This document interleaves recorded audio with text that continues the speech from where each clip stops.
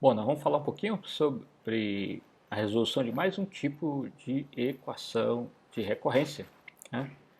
Nós vamos apresentar agora aqui o método conhecido como método aniquilador, que nada mais é do que uma técnica para resolver equações diferenciais ordinárias. Primeiro vamos ver o que é uma equação diferencial ordinária para aí poder contar aí como funciona o método aniquilador e a gente entender quais são as equações de recorrência que você pode resolver usando o método aniquilador. Então, o que é uma equação diferencial ordinária? Ela tem esse formato aqui, ó. T de n é igual a alguma constante t de n menos 1, outra constante t de n menos 2 e assim por diante, até talvez alguma constante t de 0 e mais uma função de n, que seria o alfa de n. Por exemplo, t de n é 4t de n menos 3 mais 5t de n menos 8. Isso é uma equação diferencial ordinária. Quando a gente estuda cálculo 3, a gente aprende a resolver equações diferenciais ordinárias. Tipicamente, nós aprendemos nos cursos de cálculo a resolver equações de grau 2, grau 3. Né? Você pode ter equação diferencial de qualquer grau. O grau da equação diferencial ordinária vai ser dado aqui pelo maior número que você está subtraindo aqui. Então, por exemplo, se eu tiver o maior número que tem constante não nula subtraindo 2, eu vou dizer que o grau dela é 2. Basicamente é isso. As equações diferenciais ordinárias, quando essa funçãozinha final aqui é zero, ou seja, se o αn é zero, a gente diz que elas são homogêneas. E eu vou mostrar o método aniquilador para resolver as equações diferenciais ordinárias, pensando apenas nas homogêneas. Se ela não for homogênea, tem um passo anterior que nós não vamos tratar aqui no slide, que é você transformar em homogênea. Tá? Tem técnicas para transformar a equação que não é homogênea em homogênea. Então você vai resolver primeiro um sistema de equações lá, vai fazer uma conta, e depois dessa conta inicial você vai obter a sua equação homogênea, vai resolver a homogênea do jeito que a gente vai aprender aqui. Eu não vou falar dessa parte de resolver equações não homogêneas. Por quê? Porque para o curso, na prática, nós vamos encarar aqui equações diferenciais homogêneas. Para fazer a análise de algoritmo, nós vamos precisar só de homogêneas. Mas por isso mesmo.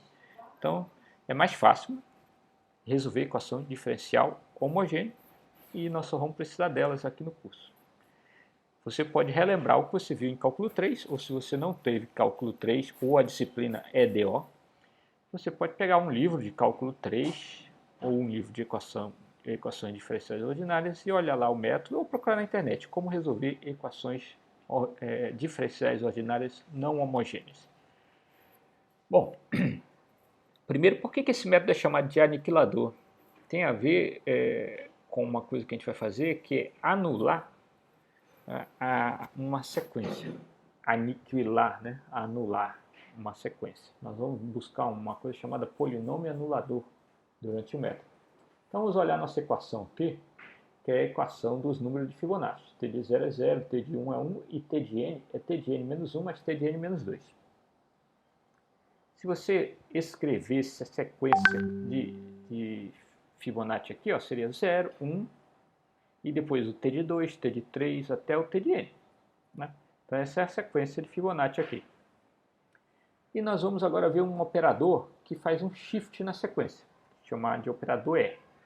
O operador E, se eu multiplicar aqui o operador E, se aplicar o operador E na função de Fibonacci, então vai dar um shift na sequência. E de Fn é, que é aqui 1, T de 2 e assim vai. Ok? Então note que o 0 sumiu, aqui eu shiftei, então a sequência agora começa do 1 e assim diante. Se eu aplicar duas vezes o E, vai ser E ao quadrado, eu vou começar com T de 2, que por acaso é T de 1 mais T de 0. E assim por diante. Ok? Bom, se dado esse fato aqui de que E ao quadrado vai ter esse formato, E vai ter esse formato e a f de n tem esse formato, se você olhar, eu subtrair o E ao quadrado, que é pelo E ao quadrado Fn, menos Fn, menos Fn, que dá isso aqui, ó, E ao quadrado, menos E menos 1 vezes f de n, eu vou ter um resultado que é uma sequência de zeros, ó, tudo zero. Por quê?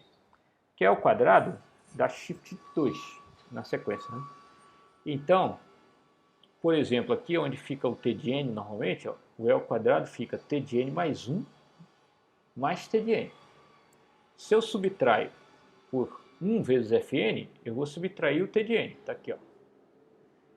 E se eu subtraio por E, eu vou subtrair o t de n mais 1. Então, ó, t de n mais 1 mais t de n menos t de n mais 1 menos t de n dá zero. Isso vai acontecer se você conferir em todos os pontos da sequência.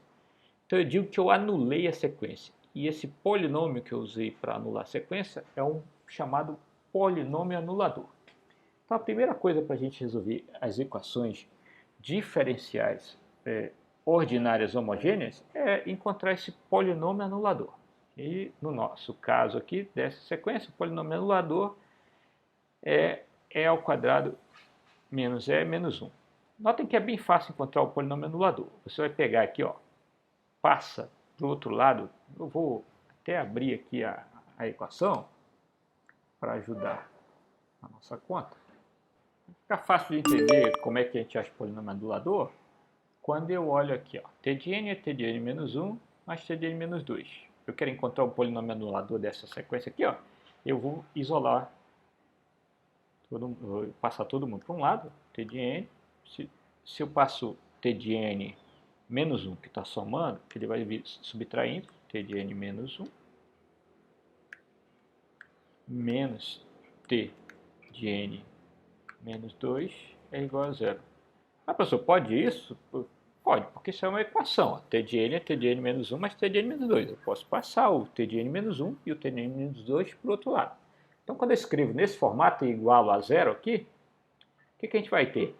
A gente vai ter essa expressão que dela eu consigo olhar e tirar o polinômio anulador. Onde tem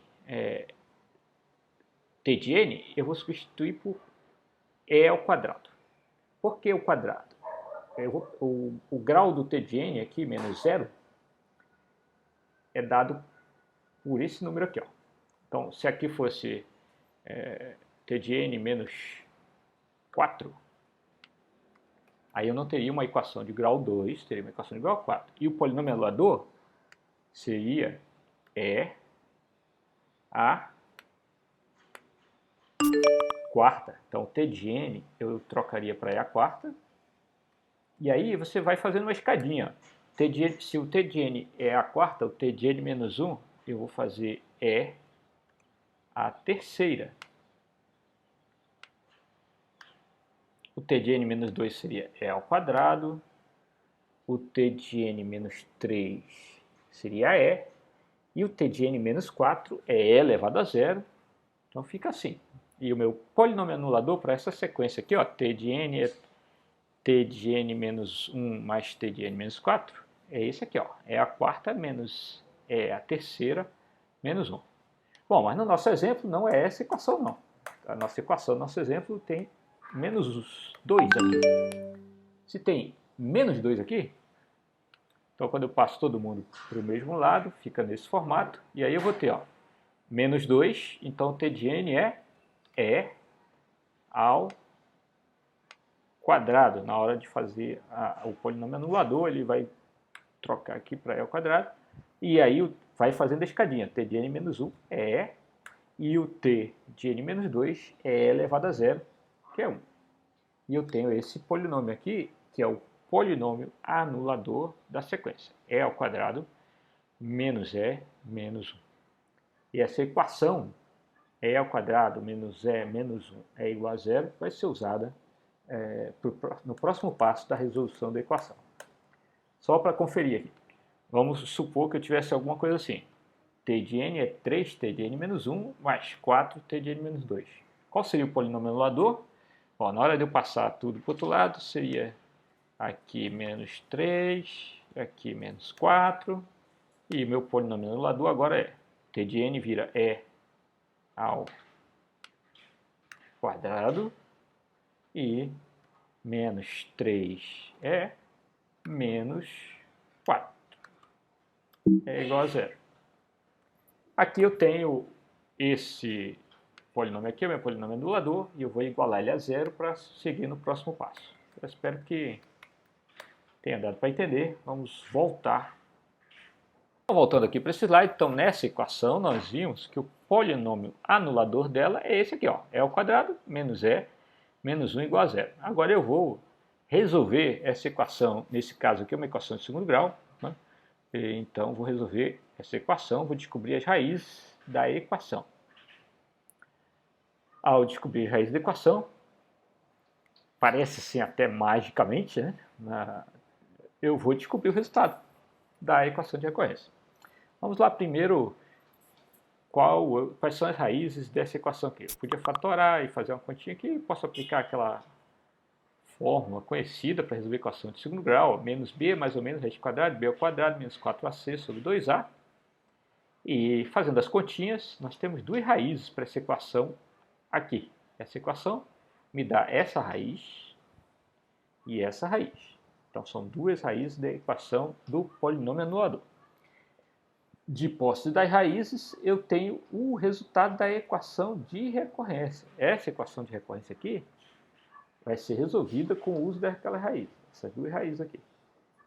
Nesse formato, ó. Se as raízes são distintas, a solução daquela equação de recorrência original, de grau 2, é C1 vezes a primeira raiz elevada a n, mais C2 vezes a segunda raiz elevada a n.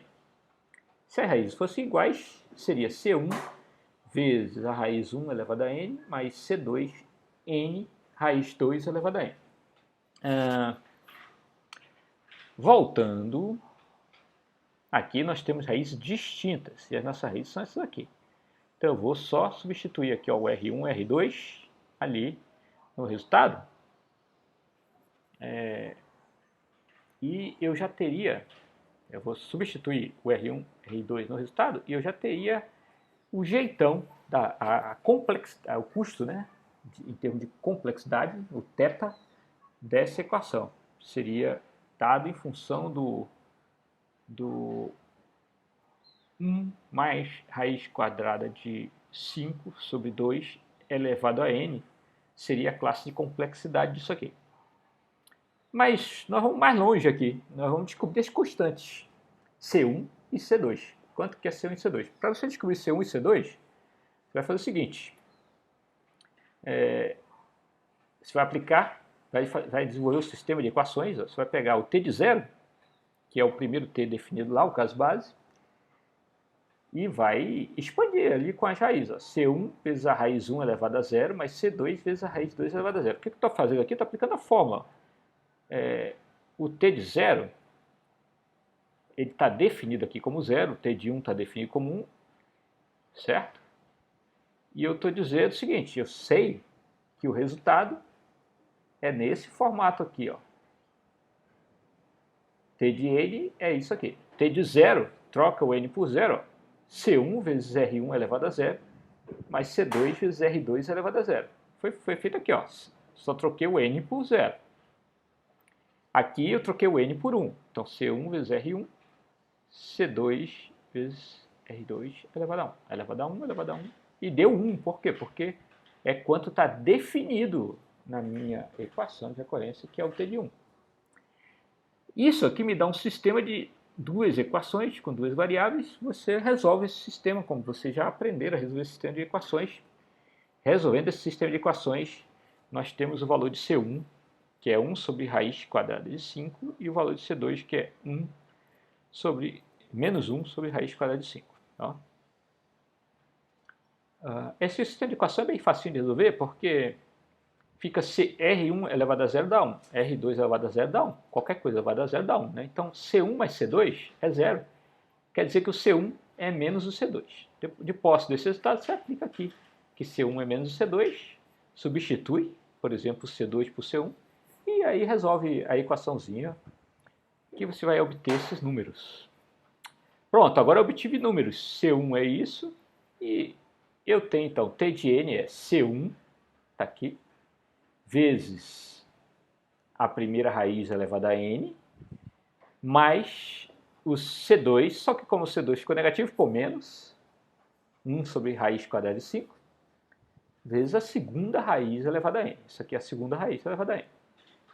Fazendo a continha de quanto é 1 mais raiz quadrada de 5 sobre 2, e quanto que é 1 sobre raiz quadrada de 5, isso aqui fica desse jeito. Ó. Aqui com uma aproximação, porque esses números são números que têm muitas casas decimais, né? Então vai ficar uma aproximação. Mas está dizendo o seguinte, o t de n é 0,447213, vezes 1,618 elevado a n.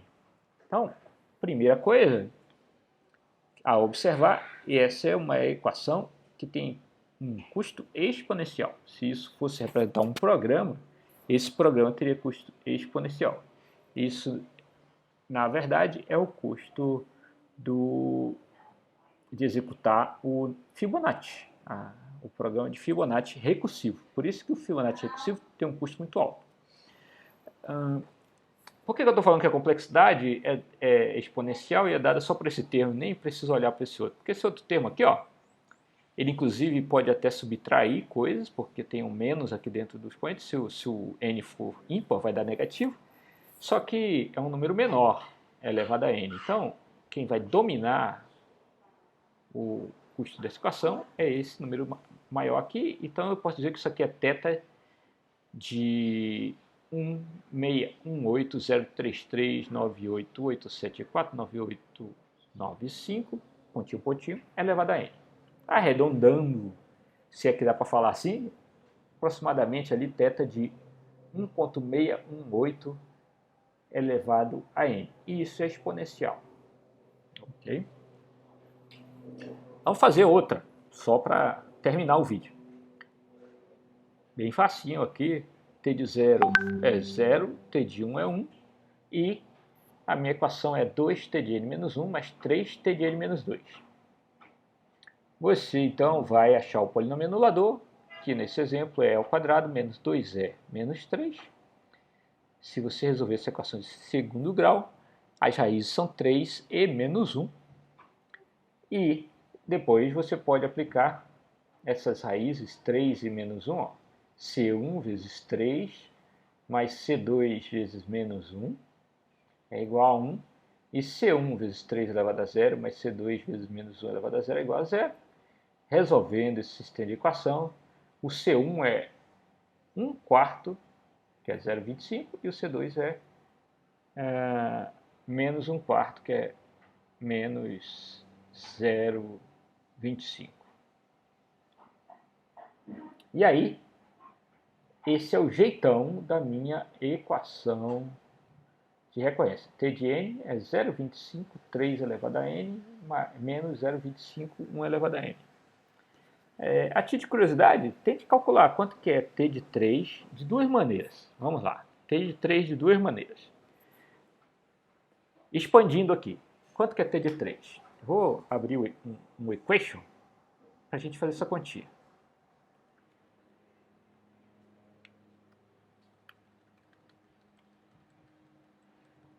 Aqui o queixo aberto, ó. T de 3. T de 3 é igual a 2 T de 2 mais 3 T de 1. Acontece que 3T de 1 já não tem mais recursão. Ó. T de 1 é quanto? É 1, né? 3T de 1 é 3 vezes 1. Então eu posso dizer que T de 3 é 2 T de 2 mais 3 vezes T de 1, que é 3. T de 3 é 2 T de 2 mais 3. Vamos ver quanto é T de 2.